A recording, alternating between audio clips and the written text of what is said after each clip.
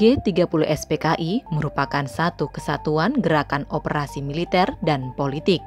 Operasi militer dilakukan PKI melalui sayap militer binaannya dengan menculik atau membunuh elit pimpinan TNI AD untuk digantikan dengan perwira militer pro-PKI. Sedangkan gerakan politik dilakukan dengan mendemisionerkan presiden dan kabinet Dwikora untuk digantikan Dewan Revolusi sebagai transisi menuju pemerintahan komunis di Indonesia.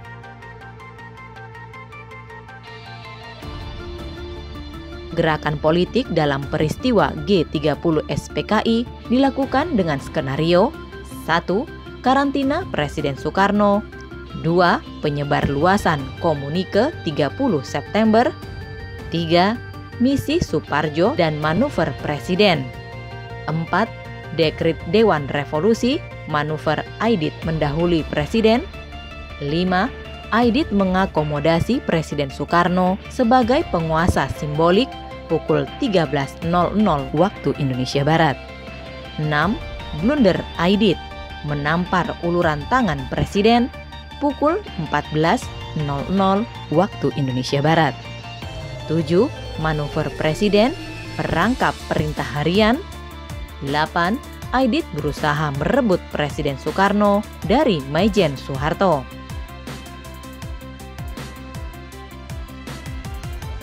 A. Fase karantina Presiden Soekarno. Terbunuhnya para jenderal diasumsikan oleh elit PKI akan menjadikan TNI AD mengalami kelumpuhan dan tinggal menyisakan superioritas presiden yang sebelumnya telah diopinikan akan meninggal atau mengalami kelumpuhan permanen menjadi satu-satunya batu sandungan politik. Untuk mengelabui para loyalisnya, Presiden Soekarno perlu dikelola menjadi pendukung G30 SPKI sebagaimana sebelumnya telah disabotase karismanya untuk mendukung operasi militer pembersihan para jenderal dan kemudian menyingkirkannya. Skenario ini dilakukan dengan mengirim Suparjo menjemput paksa Presiden pada pukul 06.00 sesaat setelah diketahui secara pasti para jenderal terbunuh untuk dipisahkan dari para pengawalnya dan kemudian disandera di rumah Komodor Susanto, kawasan Halim. Skenario ini mengalami kegagalan karena pada pagi itu Presiden Soekarno tidak berada di istana. Pada saat Suparjo mengalami kebingungan atas langkah apa yang harus ditempuh setelah gagal menemui Presiden sesuai rencana semula, Letkol Infanteri Untung menyiarkan komunike melalui RRI pada pukul 07.15 waktu Indonesia Barat. Komunike itu juga didengar Presiden Soekarno ketika bersama pengawalnya sedang membahas situasi di rumah Ibu Dewi di Jalan Gatot Subroto dan Ibu Haryati di Grogol. Setelah dari Ibu Dewi, rombongan Presiden Soekarno batal menuju istana karena ada laporan pasukan tidak dikenal sedang berkeliaran di kawasan Monas, sehingga menuju kediaman Ibu Dewi. Selain memberi petunjuk pelaku pembunuhan para jenderal, komunike juga mengemukakan akan adanya peristiwa politik berupa pembentukan Dewan Revolusi pada tingkat pusat, provinsi, kabupaten, kecamatan, dan desa. Menurut isi komunike, Dewan Revolusi akan dilaksanakan panca azimat revolusi, ketetapan MPRS, dan keputusan-keputusan DPR GR yang berarti menjadi pemegang kendali baru pemerintahan di Indonesia. Hal menarik lainnya dari komunike adalah tidak disebutkan informasi keterlibatan Presiden Soekarno dalam rencana pembentukan maupun dalam struktur Dewan Revolusi. Komunike juga menyebutkan jika Presiden selamat dalam lindungan G30S yang faktanya sedang berada di rumah Nyonya Haryati, Grogol Slipi, melakukan analisis situasi bersama pembantu-pembantu terdekatnya. ketidakakuratan fakta, tidak benar dirinya berada dalam gelindungan G30S, dan kejanggalan komunike terkait masa depan dirinya dalam Dewan Revolusi sudah barang tentu menjadi pencermatan Presiden Soekarno. Namun suasana kebatinan Presiden pada hari itu lebih didominasi kepanikan para pengawalnya seputar hendak kemana dirinya akan dibawa. Kegagalan G30S PKI menyandera Presiden serta kejanggalan-kejanggalan isi komunike tertolong oleh upaya Letkol Tituler Suparto, pembantu pribadi Presiden ketika diperintahkan menghubungi Menpangau Omar Dhani. Kontak telepon dari Suparto dimanfaatkan Omar Dhani menggiring Presiden menuju Halim. Suparto menjadi pembantu pribadi Presiden atas upaya mertua Omar Dhani. Presiden sendiri mengakui dirinya memutuskan ke Halim atas kemauannya sendiri agar dekat dengan pesawat yang bisa membawanya menyelamatkan diri. Ia kemudian berangkat menuju Halim disertai iring-iringan pengawal maupun sebagian pembantu terdekatnya dan tidak berada dalam skema penyanderaan penuh sesuai rencana pimpinan G30S PKI. Analisis Victor M. Fick, sejarawan Kanada, keterlibatan Omar Dhani dalam konspirasi ini dimungkinkan atas pendekatan pimpinan PKI sebelumnya yang akan menempatkan dirinya sebagai kandidat pengganti Presiden Soekarno dalam tatanan politik yang baru. Dhani juga merupakan keponakan Suripno, seorang tokoh penggerak pemberontakan Madiun yang dihukum mati oleh Gubernur Militer Gatot Subroto bersama Amir Syarifuddin, sehingga secara psikologis memiliki kedekatan dengan pimpinan G30S PKI.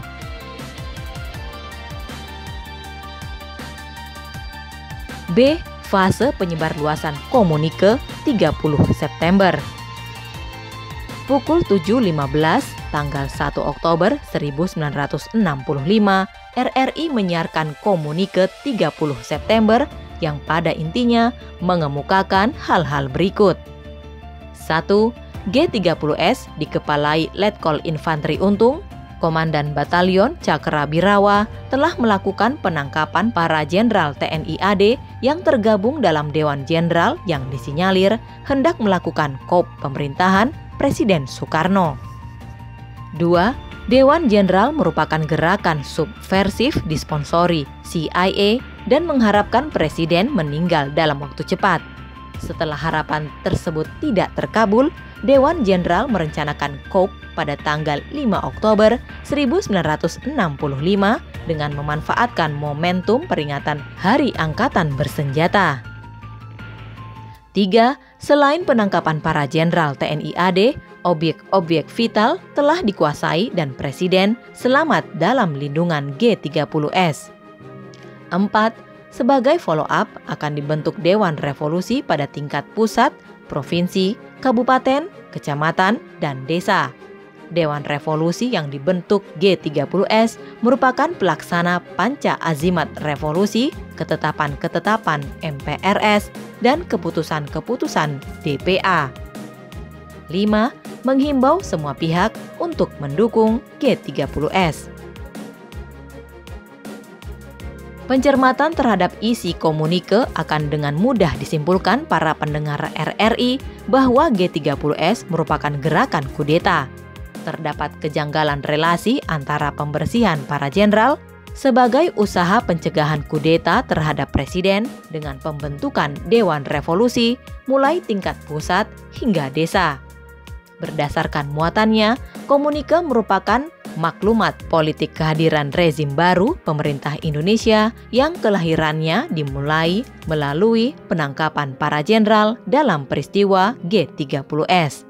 Adanya kejanggalan itu menjadikan upaya justifikasi gerakan seperti halnya isi komunike yang menyatakan gerakan ini merupakan masalah internal AD menjadi gugur atau terlihat jelas dibuat-buat. Bagi pimpinan G30S, komunike 30 September diharapkan menjadi informasi adanya letusan tembakan pertama komandan gerakan agar gerakan serupa diikuti dan direplikasi di daerahnya masing-masing sesuai instruksi Syam kepada BCD.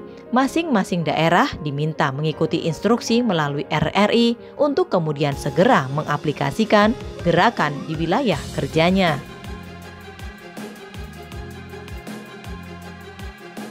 C. Fase misi Suparjo dan manuver Presiden. Kedatangan Presiden di Komando Operasi PAU, Halim dan tidak di rumah Susanto tetap dimanfaatkan pimpinan G30 SPKI untuk dieksploitasi melalui dua skenario. Pertama, secara eksternal ia akan dikesankan melalui saluran-saluran publikasi berada dalam lindungan G30S dan memberikan dukungan sepenuhnya atau merestui agenda-agendanya.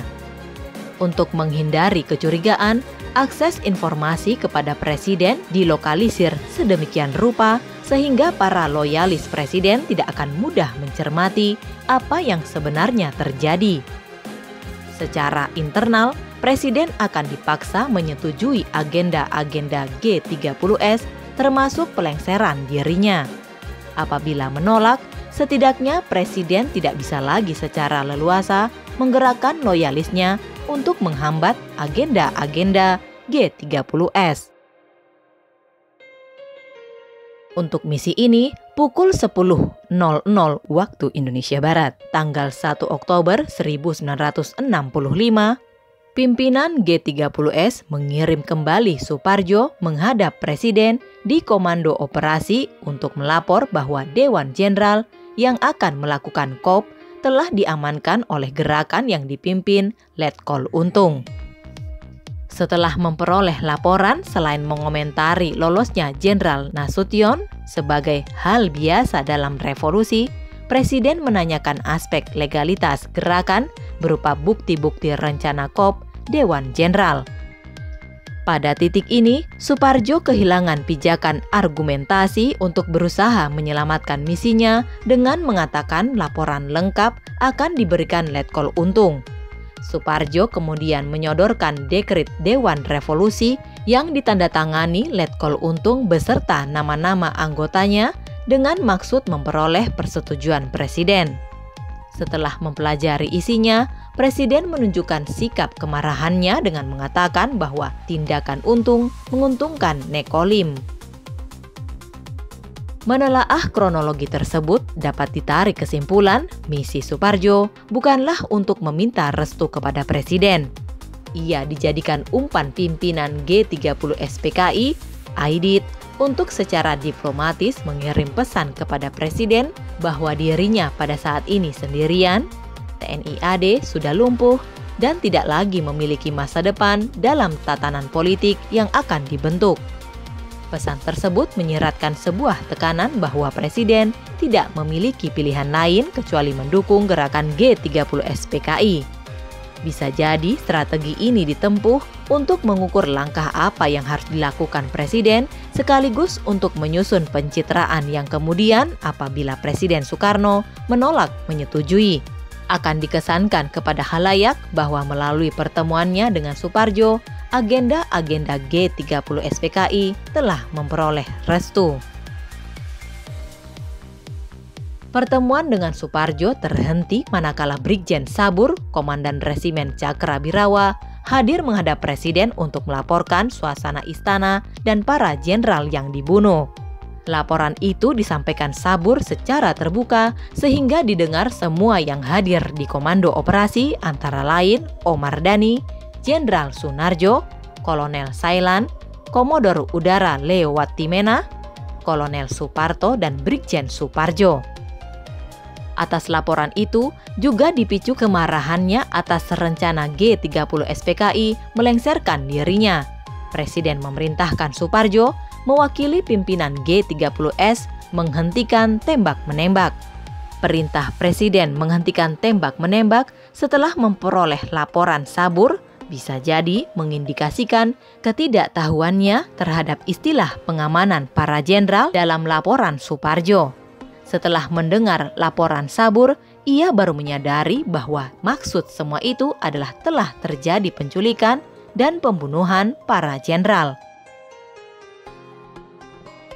Mencermati sikapnya, Presiden menanggapi ulah pimpinan G30 SPKI dengan melakukan dua manuver. Pertama, memerintahkan penghentian tembak-menembak sebagai cermin eksistensi dirinya masih sebagai pemegang kekuasaan. Kedua, berusaha memecah persekongkolan Suparjo Aidit dengan mengesampingkan Aidit dan Letkol Infantri Untung dalam meja perundingan serta memperlakukan Suparjo sebagai pimpinan gerakan. Hal itu tercermin dari perintahnya yang mempercayakan kepada Suparjo untuk penghentian tembak-menembak. Selanjutnya, Presiden memerintahkan kepada para pembantunya untuk mempersiapkan rapat Presidium Kabinet Dwikora dengan mengundang Waperdam II Leimana, Menpangak, dan Menpangal. Selain tidak mengundang Menko Aidit, hal itu juga menegaskan bahwa kekuasaan penuh dirinya sebagai Presiden, Pangti, dan Perdana Menteri Kabinet Dwikora. Maijen Umar tidak bersedia hadir karena dikonsinyir Pangkostrat Maijen Soeharto. Menurut Suparjo, Jenderal Nasution dan Maijen Soeharto juga diundang namun tidak dapat hadir. Ketidakhadiran Maijen Soeharto karena yang bersangkutan sedang mempersiapkan segala kemungkinan termasuk melakukan serangan balasan pada pasukan G30S. Presiden Soekarno juga memerintahkan Brigjen Sabur untuk membuat pernyataan bahwa dirinya dalam keadaan sehat walafiat dan tetap memimpin negara maupun revolusi. Suparjo bukanlah figur imbangan sepadan, sehingga ia terbawa ritme dan manuver Presiden Soekarno. Suparjo bahkan bersama-sama Brigjen Sabur turut menyusun pernyataan Presiden untuk kemudian membawa satu salinannya kepada para pimpinan G30 SPKI di Sentral Komando, Cenko, dan kemudian diteruskan kepada Aidit. Melalui pernyataan itu, menyiratkan posisi Suparjo sebagai representasi pimpinan G30 SPKI telah dijatuhkan sedemikian rupa di Komando Operasi di Halim dan Presiden telah menganggap Suparjo maupun pimpinan G30 SPKI lainnya telah kembali dalam kendalinya. Selain menyerahkan satu salinan pernyataan Presiden kepada Suparjo, Brigjen Sabur mengirimkan salinan serupa ke istana untuk diumumkan kepada staf Cakrabirawa Kolonel Marokeh Santoso melalui konferensi pers pada pukul 11.00 waktu Indonesia Barat. Sedangkan surat pernyataan yang dibawa Suparjo diblokir pengumumannya oleh Aidit dan baru disiarkan pada pukul 13.00 waktu Indonesia Barat melalui RRI. Terlepas dari pemblokiran tersebut, manuver yang disajikan Presiden menunjukkan bahwa saat itu inisiatif gerakan telah terpolarisasi menjadi tiga kekuatan, yaitu G30 SPKI, Kostrad, dan Presiden.